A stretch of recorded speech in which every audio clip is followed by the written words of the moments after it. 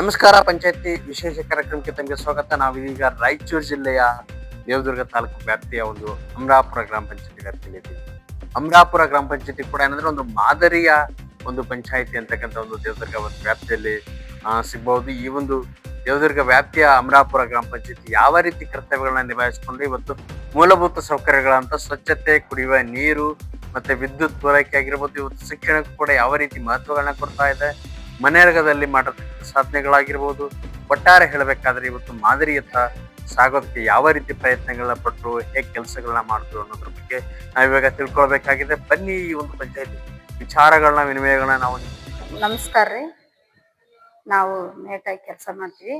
ನಮ್ಮ ಪಂಚಾಯತಿಯಲ್ಲಿ ಸುಮಾರು ಅಭಿವೃದ್ಧಿ ಕೆಲಸಗಳಾಗ್ಯಾವ್ರಿ. ಕುಡಿಯೋ ನೀರಿನ ಸಮಸ್ಯೆ ಮೊದ್ಲು ಭಾಳ ಇತ್ತು. ಈಗ ಕುಡಿಯೋ ನೀರಿನ ಸಮಸ್ಯೆ ಇಲ್ಲ.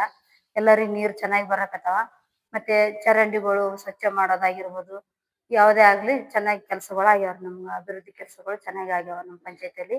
ಮೊದ್ಲಿಕ್ಕಿಂತ ಈಗ ಸ್ವಲ್ಪ ನಮ್ಮೂರಾಗ ಪಂಚಾಯತಿ ಆದ್ಮೇಲೆ ಇನ್ನೊಂದಿಷ್ಟು ಅಭಿವೃದ್ಧಿ ಕೆಲಸಗಳು ಜಾಸ್ತಿ ಆಗಿವೆ. ಈಗ ಮೇಟಿ ಅಂತ ಹೇಳ್ತಾ ಇದ್ದೀವಿ, ಮನೆಯರ್ಗದಲ್ಲಿ ಉದ್ಯೋಗದ ವಿಚಾರದಲ್ಲಿ ಯಾವ ರೀತಿ ನಡೀತಾ ಇದೆ, ಯಾವ ರೀತಿ ಕಾಮಗಾರಿಗಳು ಈಗ ನಾವು ಟ್ರಂಚ್ ಕೆಲಸಗಳು ಮಾಡ್ತಾ ಇದೀವ್ರಿ. ಕಾಮಗಾರಿಗಳು ನಮ್ಗೆ ಇಂದಲಿಂದಲೇ NMR ಹಾಕಿ ಕೊಡ್ತಾರ. ಕೆಲಸ ಮುಗಿದ ತಕ್ಷಣ ಕೇಳಿದ್ರೆ NMR ಹಾಕಿ ಕೊಡ್ತಾರ. ಕೆಲಸಗಳು ಚೆನ್ನಾಗಿ ನಡೆದವ್ರಿ ನಮ್ಮ ಪಂಚಾಯತಿಯಲ್ಲಿ. 100 ಡೇಸ್ ಇದು ಕಾಮಗಾರಿ ಮಾಡ್ತಾ ಇದೀವಿ ಸರ್. ನಮ್ಮ ಹೆಸರು ರಾಮಲಿಂಗಮ್ಮ ಅಂತ ಹೇಳಿ.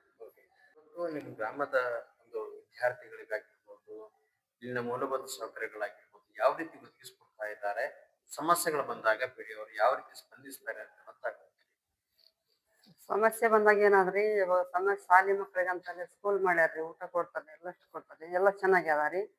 ಯಾಕಂದ್ರ ಈಗ ಮೆಂಬರ್ ಆದ್ರು, ಅಧ್ಯಕ್ಷರಾದರು ಇವರು, ಮತ್ತೆ PDO ಆದರು, ಇಲ್ಲಿ ನಮ್ಮೂರಾಗ ಎಲ್ಲಷ್ಟು ಕೆಲಸ ಏನ್ ಬೇಕನ್ನೋ ಎಲ್ಲಷ್ಟು ಮಾಡಿ ಕೊಡ್ತಾರೆ ಸರ್. ಏನೋ ಚೆನ್ನಾಗಿ ನೋಡ್ದ. ನಮ್ಮ ಹೆಸರು ದೇವಮ್ಮಾರಿ. ಸರ್, ಮೊದಲನೇದಾಗಿ ತಮ್ಮ ಒಂದು ಪರಿಚಯ ಹಾಗೂ ತಮ್ಮ ಅಮರಾಪುರ ಗ್ರಾಮ ಪಂಚಾಯತಿ ವಿಶೇಷ ಹಿನ್ನೆಲೆ ನಮ್ಮ ವೀಕ್ಷಕರಿಗಾಗಿ ತಿಳಿಸ್ಕೊಡಿ. ನಮಸ್ಕಾರ ಸರ್, ನನ್ನ ಹೆಸರು ವೆಂಕಟೇಶ. ನಾನು 2023ರಲ್ಲಿ ಪಂಚಾಯತ್ ಅಭಿವೃದ್ಧಿ ಅಧಿಕಾರಿಯಾಗಿ ಇಲ್ಲಿ ನಾನು ಕಾರ್ಯನಿರ್ವಹಿಸ್ತಾ ಬಂದಿದ್ದೀನಿ.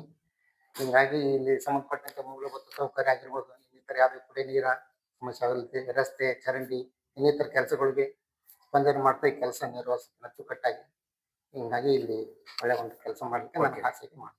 ಸರ್, ದೇವದುರ್ಗ ವ್ಯಾಪ್ತಿಯಲ್ಲಿ ತಮ್ಮ ಪಂಚಾಯತಿ ಇವತ್ತು ಮಾದರಿ ಕೆಲಸ ಮಾಡ್ತಾ ಇದೆ ಅನ್ನೋದಕ್ಕೆ ಜೊತೆಗೆ ಸಾಕಷ್ಟು ಅಂದ್ರೆ ವಿಚಾರದಲ್ಲಿ ಬಂದಾಗ PDO ಅವರಿಗೆ ಅತ್ಯುತ್ತಮ ಪ್ರಶಸ್ತಿ ಕೂಡ ಲಭಿಸಿದೆ. ಟಿವಿ ಮುಕ್ತ ಪಂಚಾಯತಿ ಅಂತಕ್ಕಂಥ ಕೂಡ ಲಭಿಸಿದೆ. ಇದರ ಬಗ್ಗೆ ತಾವೇನ್ ಹೇಳ್ತೀರಿ?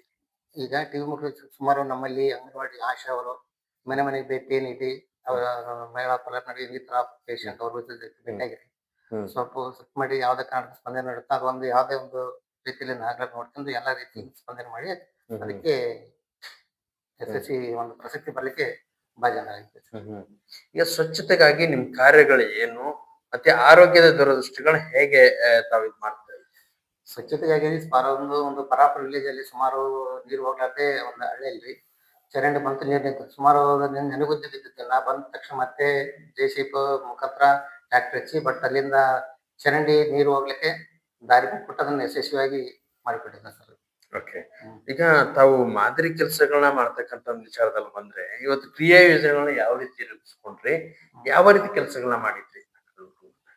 ಸರ್, ಕ್ರಿಯಾ ಯೋಜನೆ ಸಂಬಂಧಪಟ್ಟಂತೆ ಈಗ ನಮ್ಮಲ್ಲಿ ಏನ್ ಅವಶ್ಯಕತೆ ಇದೆ ಸರ್, ಸಂಬಂಧಪಟ್ಟ ರಸ್ತೆದಾಗ್ಲಿ, ಚರಂಡಿ ಆಗ್ಲಿ, ಕುಡಿಯ ನೀರು ಸಂಬಂಧ ಬೋರ್ವೆಲ್ ಆಗ್ಲಿ, ನಮ್ಮ ಮತ್ತು SW ಘಟಕಕ್ಕೆ ಶೆಡ್ ಮುಖಾಂತರ ಒಂದು ವೇಸ್ಟ್ ಮ್ಯಾನೇಜ್ಮೆಂಟ್ ಒಂದು ಮಿಷನ್ ಇದೆ ಸರ್. ಅದು ಕೂಡ ಕೆಲವೊಂದು ನಮ್ಮ ಪಂಚಾಯತ್, ನಮ್ಮ 33 ಪಂಚಾಯತಿಯಲ್ಲಿ ನಮ್ಮ ಪಂಚಾಯತಿ ಆಯ್ಕೆ ಇತ್ತು. ಅದರಲ್ಲಿ ಶೆಡ್ ಅಳವಡಿಸ್ಬಿಟ್ಟು ಇಲ್ಲಿ ಸ್ಥಳದಲ್ಲಿ ಪಕ್ಕ ಪಂಚಾಯತಿಯಲ್ಲಿ ಮಾಡ್ತಾ ಇದ್ದಾರೆ. ಇವತ್ತು ಜನ ಹೇಳ್ತಾ ಇದ್ದಾರೆ ಮೂಲಭೂತ ಸಮಸ್ಯೆಗಳ ಒಂದು ಕೊರತೆ ಇದ್ದಾಗ ಮೂಲಭೂತ ಸೌಕರ್ಯಗಳನ್ನ ಸರಿಯಾದ ನಿಟ್ಟಿನಲ್ಲಿ ಪೂರೈಕೆಗಳನ್ನ ಮಾಡ್ಕೊಡ್ತಾ ಇದ್ರಿ ಅಂತ ಅನ್ನೋದು. ಇವತ್ತು ಜನರು ಕೂಡ ಸಹಕಾರ ಯಾವ ರೀತಿ ಕೊಡ್ತಾ ಇದ್ದಾರೆ, ನಾವ್ ಯಾವ ರೀತಿ ನಿಭಾಯಿಸ್ಕೊಂಡು ಹೋಗ್ತಾ ಇದ್ದೀರಿ ಅಂತ? ಈಗ ಸಹಕಾರ ಮುಖ್ಯ ಅಂದ್ರೆ ಆಕ್ಚುಲಿ ಹೇಳ್ಬೇಕಂದ್ರೆ ಒಳ್ಳೆ ರೀತಿಯಿಂದ ಮೆಂಬರ್ಗಳು ಸಹಕಾರ, ಸಾರ್ವಜನಿಕ ಸಹಕಾರ ಯಾವ ರೀತಿ ಸ್ಪಂದಿಸ್ತಾರ, ಮಾತು ಯಾವತ್ತೂ ತಿಳುವಳಿಕೆ ಆದಂತ ಭಾವನೆ ಇದೆ. ಹಂಗಾಗಿ ಒಂದ್ ಕೆಲಸ ಮಾಡಕ್ಕೆ ನನಗೆ ಒಂದು ದಾರಿದೀಪ ಆಗಿದೆ ಅಷ್ಟೇ. ಈಗ ವಿದ್ಯಾರ್ಥಿಗಳಿಗೆ ಪ್ರೋತ್ಸಾಹ ಮತ್ತು ಶಿಕ್ಷಣ ಕ್ಷೇತ್ರದಲ್ಲಿ ತಮ್ಮ ಕಾರ್ಯವೈಖರಿ ಬಗ್ಗೆ ಈಗ ನಮ್ಮ ಪಂಚಾಯತ್ ವ್ಯಾಪ್ತಿಯಲ್ಲಿ ಶಾಲೆಗಳಿದೆ.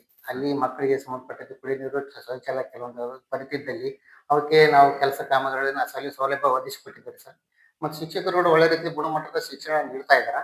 ಆಲ್ರೆಡಿ ಪಂಚಾಯತಿಯಲ್ಲಿ ನಮಗೆ ಅಮರಾಪುರ ಆಗಲಿ ಲೋಕಲ್ ಎಲ್ಲರಲ್ಲಿ ಒಳ್ಳೆ ವಿದ್ಯಾರ್ಥಿಗಳು ಮತ್ತು ಶಿಕ್ಷಕರು ಒಳ್ಳೆ ಒಂದು ಶಿಕ್ಷಣ ಕೊಡ್ತಾ ಇದ್ದಾರೆ ಸರ್. ಇದು ಮಾತ್ರ ಎರಡು ಮಾತನೇ ಇಲ್ಲ.